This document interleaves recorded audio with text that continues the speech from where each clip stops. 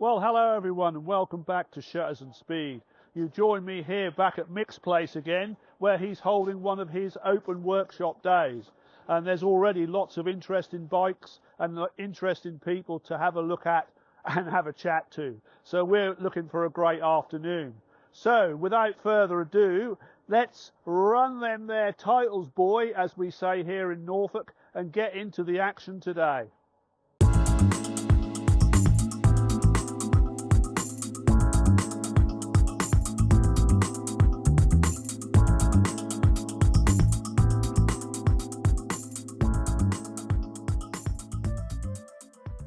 Welcome back to Shutters and Speed. Yeah, today we're here at Micks' place. He's having his annual, well, not annual, it's becoming more of a 3-monthly or 6-monthly event now.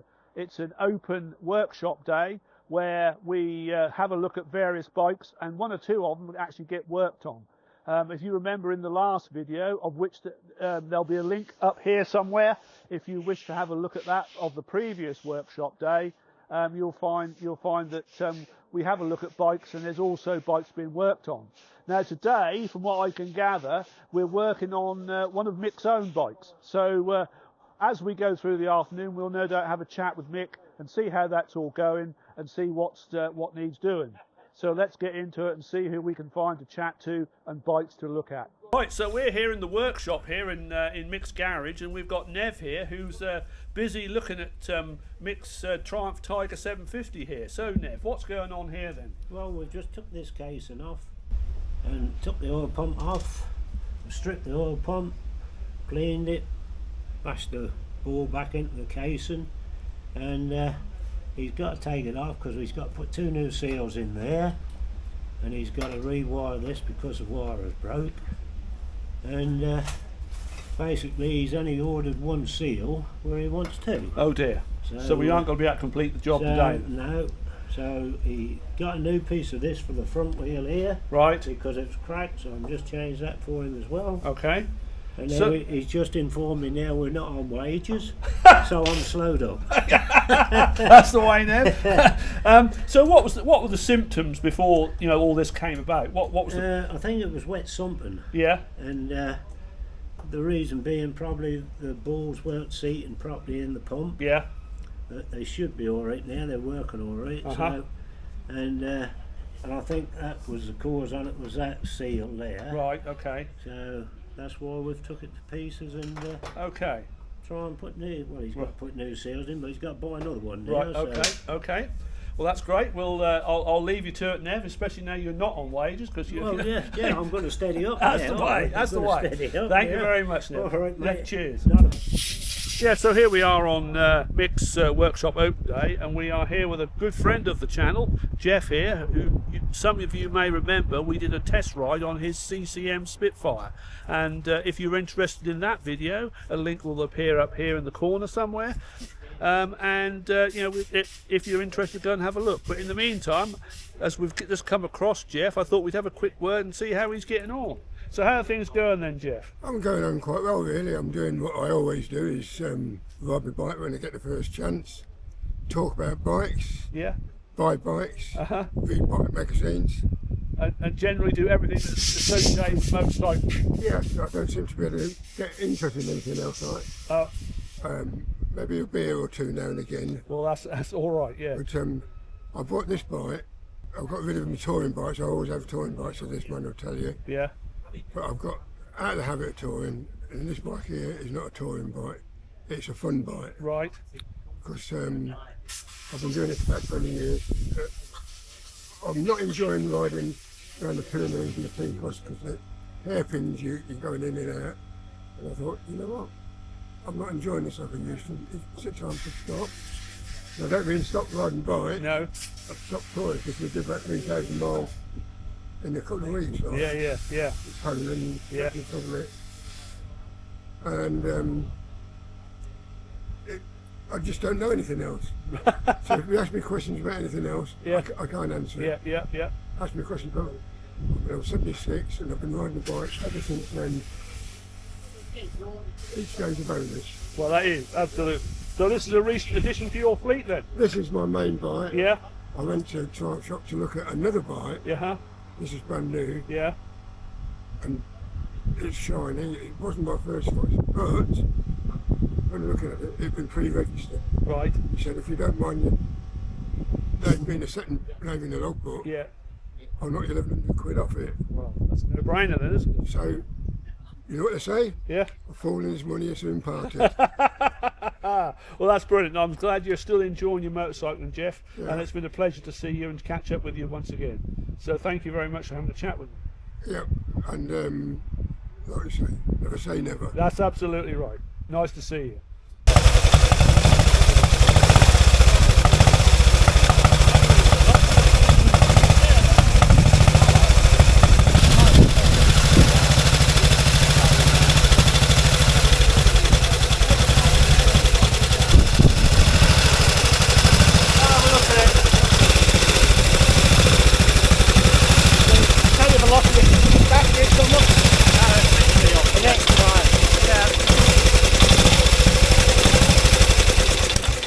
So here we are again at Micks Open Workshop Day, and we've got the lovely Tracy with us, a lady biker, which is always a great thing to see.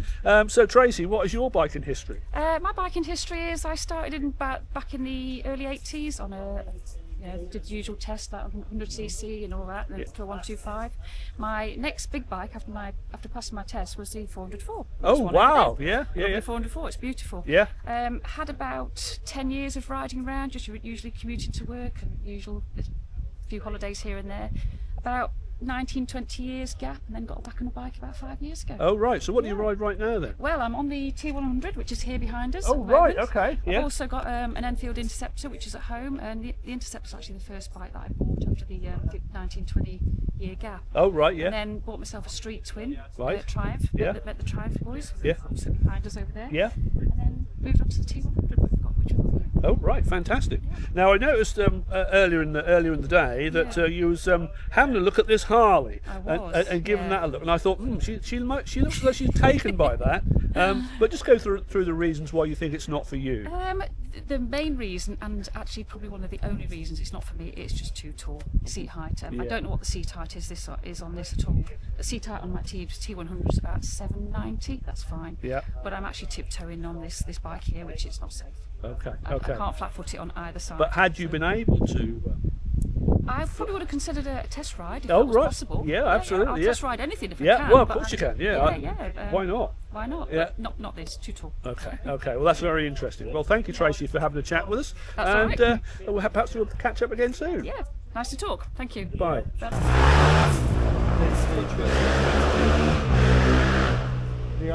So here we are at Micks Workshop Open Day, and we're with another good friend of ours on the channel, Brian. A lot of you may remember that we did a ride on his lovely 404 here a while ago, and a link to that video will appear up here somewhere in the corner of the screen if you wish to go and have a look at it. But in the meantime, I thought it'd be a good time to catch up with our good friend Brian and see what he's been up to lately. So how's it going then, Brian? Very well, thanks Steve. I've enjoyed about another 3,000 miles on this since we last had a talk about it, and you did that feature on it. Yeah.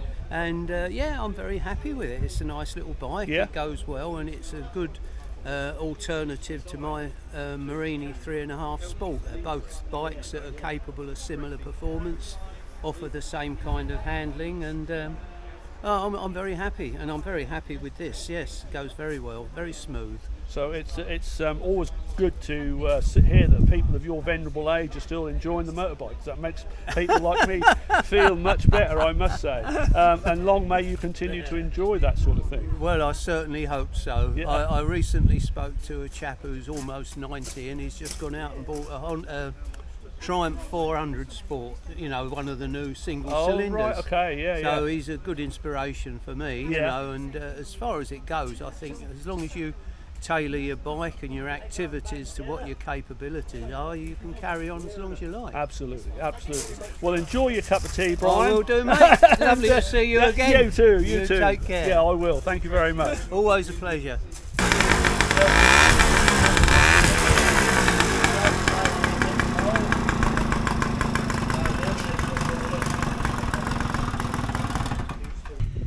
Right, so here we are with our good friend Kevin. He's here at Micks Workshop Open Day, and we're going to have a little chat with him about his bike and so forth. So firstly, Kevin, what is your biking history? How long have you been into motorbikes? Well, since I was 17, but I went quite a few years without having one. And I didn't pass my full bike licence till late 40s. Right, okay. Which I got a Triumph, and now for my sins I'm chairman of Nottingham Triumph Owners. Oh, right. And I'm here today with Alex, who's our branch secretary, and Tracy, who's our branch treasurer. And we're here because of Mick Barrett's association with Nottingham Triumph, because he was one of the founder members. Oh, I see. So that's quite interesting. So your bike you've got with you today, what is that? Tell us a bit about that. It's 2010 1600 Thunderbird, and I've owned it 10 years. So you had it for not quite. No, not quite new. Yeah. No. Okay. 5 years. And how many miles have you put on it? It had got about 16 when I got it, and it's on about 37, 38 now. Oh, right. So you put a few on it in the time. Yeah. Yeah. And is it something that just comes out on high days and holidays, or is it an everyday rider? Or Not everyday ride, and I don't use it in winter because of the chrome. I've got a T100 Bonneville, a 2005 one, which I use in winter. And I still use it, other times if the weather's rubbish and I want to go out. It takes too much polishing, this does, to be using it in rubbish weather. Right, okay. I don't mind getting wet, like with me on the way back to Nottingham today. Yeah. But if it's rubbish when I go, I tend to take the other bike. And the weather is starting to turn right now, isn't it? Yeah. So, yeah. There we go. Well, thank you very much, Kevin, for having a chat, and good luck on your ride home. All right, thank you very much.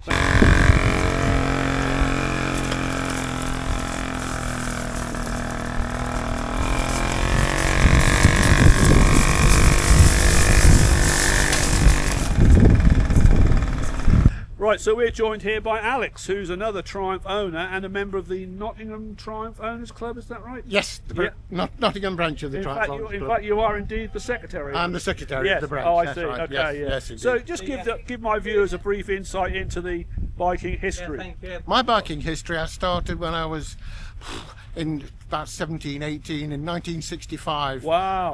On a C-plate Honda 50. Yeah.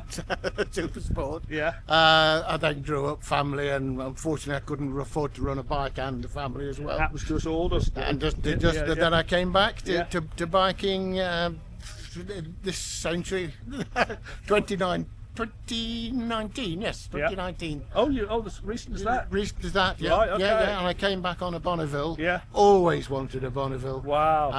And loved it. Yeah. I then found that my biking skills were very poor, so I did the IAM, and I'm now an advanced rider. Oh, right, okay. I'm a member of the the Institute of Advanced Motorists and Motorcyclists. Yeah, okay. Yeah. Okay, well, and I now ride a 1050 Tiger Sport, excellent. Oh, which is lovely. Yeah. So is that something you ride every day? Yes. Yeah. Yes. Okay. Oh, well, not every day, but I ride all year round on it. Okay. Some days at my age, I tend to. Yeah. Well, I fully understand that. Yeah. So yeah, that's great. But yes, yeah, I thoroughly enjoy riding and being a member of the Triumph Owners Club. Yeah. There's so much knowledge about the history of bikes and how to maintain bikes, and you learn how to maintain your own and look after it. Although I've just had new tyres on this and I didn't fit those myself. No, of course not. No. Well, tyre fitting is a mystic art. That's right. That's for the professionals. Absolutely. Well, thank you so much for coming on the channel. Thank you very much. Thank you for having me. So here we are with Paul. He's taken part in the workshop open day today, and he's got his carburetors here, and he's going to take them apart, or is in the process of doing that. So Paul, could you just tell us what you're up to with these carburetors? Well, yeah, I've got a Triumph 750 Bonneville, and it just wouldn't start. And I spoke to Mick. Mick came down. He couldn't get it to run, but we tried it, and a little trick what I knew years ago was putting a drop of fuel in the plug holes. Right, okay. And then a couple of kicks and it went, and it ticked over as smooth and everything else. Wow. And left it running for 10 minutes, a quarter of an hour, and turned it off, and it just wouldn't start anymore. Oh. So Mick said, well, take the carburetors off, bring them down here, and he's got this fancy cooking machine. So you fill it up with this chemical, Yeah. and it cooks it for about 10 minutes, cleans all the jet holes and everything else out, and everything else. Oh right, so that's an ultrasonic cleaner, isn't it? Yeah. Yeah, I yeah. see. Yeah, yeah. And So have you done that already, or are you? in the yeah, process? done all that. Yeah, and you have- Then Mick we turned them over yeah. and done the other side on them, and took all the jets out, all the filters, and done it that way. And then, because that gets red hot as well, Right, so it okay. boils it, and we turned it off, and then done one carburetor at a time. We've just done the second one, and now putting them back together. Fantastic. But Well, once we'd finished, that was absolutely like black tar. wow. So there's a lot of crud on there. Yeah, it was. Oh, right, Yeah. okay. So hopefully Yeah. you'll take them back, fit them to your bike, and everything will be hunky dory. Hunky dory, yeah. Yeah, that's it. Well, Yeah. thank you so much for telling Thank you us very what much. you're up to, and that's great. Thank you. Yeah, it's been a lovely day here with Mick. It's the first one I've been. I only sort of joined just after Christmas, January, February, Yeah. and I see it advertised, this Triumph Motorcycle Club. So Peterborough one I am, and thought, yeah, I'm going to join that, and I've been there ever since. And Mick's been very helpful. Yeah. So has my old mate here. Yeah. He's been as well. Yeah. Made me all welcome. They have. Yeah. But he thought he was on wages, but he's not. He's found out. So Yeah. he's on the go slow. No, now. no, no. All right, then, my man. Thank you very Okay, much. thank you very much. Well, so here we are with our mine host today, Mick, who's so kindly opened up his workshop for us all to enjoy. And you may well have seen the footage just now of him going around on this, well, what can you describe it as? Thing. So, Mick, what's that all about then? It's something that Pete Hall had. who, Right, yes. You know, I bought the NSD off. Yeah, along with several others. I love this. Well, along with an XS 750. This came as a package with an XS 750, Right. which I recommissioned and sold. But viewers might remember Pete from his 750 Suzuki. Yes, I'm sure they do. And I just kind of thought it'd be interesting to get it, possibly for Scarlett, but of course she's outgrown it, and it's not really suitable to take on the field because of the big bars and stuff. But it's a Fantic, I think it's called a Fantic Roma, and it should be a step through. Right. So someone's butchered it, welded on a bar for the tank to go on. It's got Kawasaki one side because the tank is off a Kawasaki, and it's got Moto Minerelli on the other side because the engine is a Moto Minerelli engine which Fantic purchased and used in their bike. Yeah, yeah. It came to me, it wasn't a runner, just took the head and barrels off, cleaned the carburetor, the piston rings were all seized in. So just carefully released the piston rings, put it back together, and I mean, it's been sat for probably 18 months until just started up just now. Right, okay. Oh, and it fired up quite easily. Yeah. Wow. Heaven knows what I'll do with it. But, you know, it's, But it looks quite a bit of fun, doesn't it? yeah, it's a bit of a party turn every Yeah, now and absolutely, again. absolutely. Right. Well, now then, Mick, while we've got you on the channel, I thought we could call an end to proceedings here and now. We've had quite a few people here today, and they've obviously enjoyed their time here with you, as always. And I'm sure I speak for everyone, in thanking you for allowing us to come and play with your bikes. I'm no exception because I've been lucky enough to take your Harley out for a ride today. So thank you so much. My pleasure. I mean, I know you're obviously very keen to for people to see your bikes, but not only that, you're gracious enough to let some of us have a go on them, which is fantastic. So thank you so much for that. No worries. So I think we'll call a halt to proceedings here and now. So without further ado, until next time, hoping that you will like and subscribe, it's goodbye from Mick. Goodbye. And it's goodbye from me. And as we say here in Norfolk, until next time, do you keep on a troshin', boy.